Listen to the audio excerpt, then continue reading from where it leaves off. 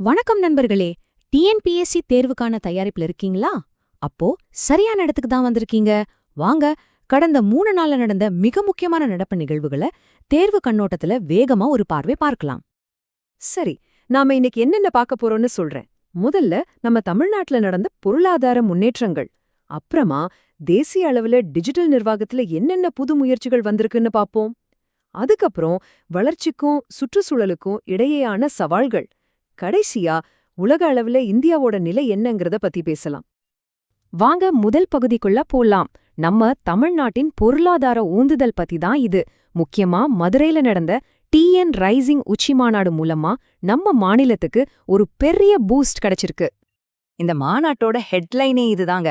எவ்வளோ தெரியுமா? மொத்தம் 36,660 கோடி ரூபாய். ஆமா, அவ்வளவு மதிப்புள்ள புதிய முதலீடுகள் வந்திருக்கு. நம்ம மாநில பொருளாதாரம் சம்பந்தமான கேள்விகள்ல இந்த நம்பரை கண்டிப்பா ஞாபகம் வச்சுக்கோங்க. நேரடியா கேட்கறதுக்கு நிறைய வாய்ப்பு இருக்கு. இந்த முதலீடுகள்ல ஒரு சூப்பரான விஷயம் என்னன்னா, இது எல்லாமே சென்னை மாதிரி பெரிய நகரங்கள்ல மட்டும் குவியல.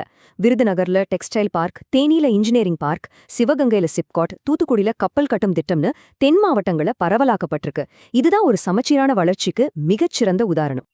சரி, முதலீடுகள் ஒரு பக்கம் இருக்கட்டும். இன்னொரு பக்கம் உள்கட்டமைப்பும் சூப்பரா வளர்ந்துட்டு இருக்கு.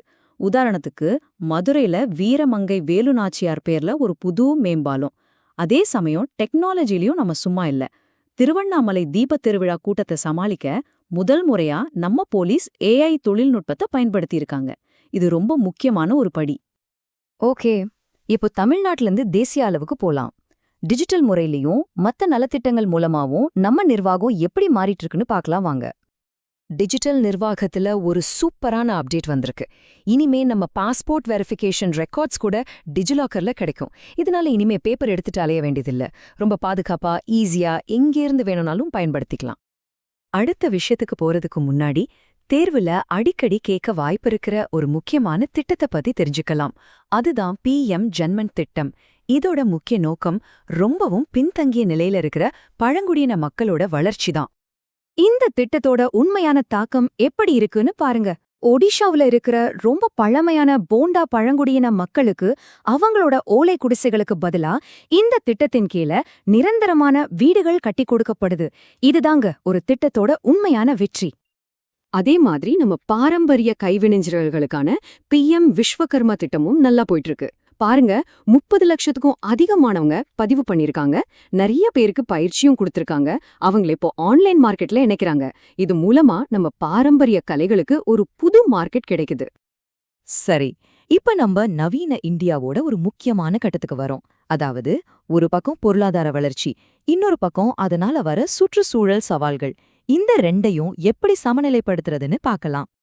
முதல்ல வளர்ச்சி பக்கம் பார்த்தோம்னா நம்மளோட லாஜிஸ்டிக்ஸ் துறை, அதாவது சரக்கு போக்குவரத்து துறை பயங்கரமா வளர்ந்துட்டு வருது. வருஷத்துக்கு 10.7% வளர்ச்சி இருக்கும்னு சொல்றாங்க. இது நம்ம உற்பத்தி துறைக்கும் வர்த்தகத்துக்கும் ரொம்ப ரொம்ப நல்லது. இந்த வளர்ச்சிக்கு நடுவுல ஒரு நல்ல விஷயமும் நடக்குது. நாம பசுமையாற்றல் பக்கம் வேகமா நகர்ந்துட்டு இருக்கோம். யோசிச்சு பாருங்க, கடந்த 11 வருஷத்துல மட்டும் நம்ம சூரிய சக்தி உற்பத்தி திறன் 4500% அதிகரிச்சிருக்கு. இது ஒரு நம்ப முடியாத வளர்ச்சி. ஆனா இந்த வேகமான வளர்ச்சிக்கு நாம ஒரு விலை கொடுக்க வேண்டியிருக்கு. ஆமா, அந்த விலை நம்ம இயற்கை வளங்கள் தான். மத்திய நிலத்தடி நீர் வாரியத்தோட அறிக்கை ஒரு ஷாக்கிங்கான விஷயத்த சொல்லுது. நம்ம நாட்டுல எடுக்கப்பட்ட நிலத்தடி நீர் மாதிரிகள்ல கிட்டத்தட்ட 20%, அதாவது 5/1 பாதுகாப்பான நிலையில இல்லையாம். நம்ம கிராமங்கள்ல 85% குடிநீர் ஆதாரம் இதுதான நினைக்கும்போது இது எவ்ளோ பெரிய பிரச்சனைன்னு புரியும். இந்த பிரச்சனை இந்தியாவுக்கு மட்டும் இல்லைங்க, உலக அளவிலேயே இதே நிலைமைதான். ஐநாவோட உணவு மற்றும் வேளாண்மை அமைப்பு என்ன சொல்லுதுன்னா, நம்ம உணவு உற்பத்திக்கு ஆதாரமா இருக்கிற நிலமும் நீரும் ஒரு பிரேக்கிங் பாயிண்ட்ல இருக்குன்னு எச்சரிக்குது. சரி, நம்ம விவாதத்தோட கடைசி பகுதிக்கு வந்துட்டோம். இப்போ சர்வதேச அளவுல இந்தியா என்னென்ன முக்கியமான விஷயங்கள்ல ஈடுபட்டிருக்குன்னு பார்க்கலாம். சமீபத்துல ரஷ்யாவோட நடந்த வருடாந்திர மாநாட்டுல மொத்தம் 16 ஒப்பந்தங்கள் கையெழுத்தாயிருக்கு. இது நம்ம 2 நாட்டுக்கும் இடையில வர்த்தகம், எரிசக்தி, பாதுகாப்புன்னு பல துறைகள்ல இருக்கிற உறவை இன்னும் வலுப்படுத்துது.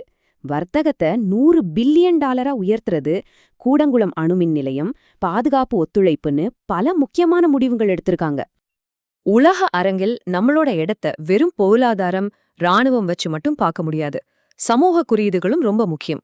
அந்த வகையில பெண்கள், அமைதி மற்றும் பாதுகாப்பு குறியீட்டுல 181 நாடுகள்ல இந்தியா 131வது இடத்துல இருக்கு. இந்த மாதிரி இண்டெக்ஸ் எல்லாம் தேர்வுல முக்கியமா கேட்பாங்க. நாம இன்னும் எந்தெந்த துறைகள்ல கவனம் செலுத்தணும்னு இது காட்டுது.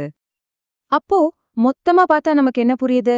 ஒரு பக்கம் மாநில அளவுல பெரிய முதலீடுகள், உலக அளவுல வலுவான உறவுகள்னு நம்ம முன்னேறிட்டு போறோம். ஆனா இன்னொரு பக்கம் சுற்றுச்சூழல், சமூக குறியீடுகள்னு சில பெரிய சவால்கள் நம்ம முன்னாடி நிக்குது. இந்த வேகமான வளர்ச்சிய இந்த சவால்களோட எப்படி சமநிலைப்படுத்த போறோம்? இதுதான் நம்ம முன்னாடி இருக்கிற பெரிய கேள்வி.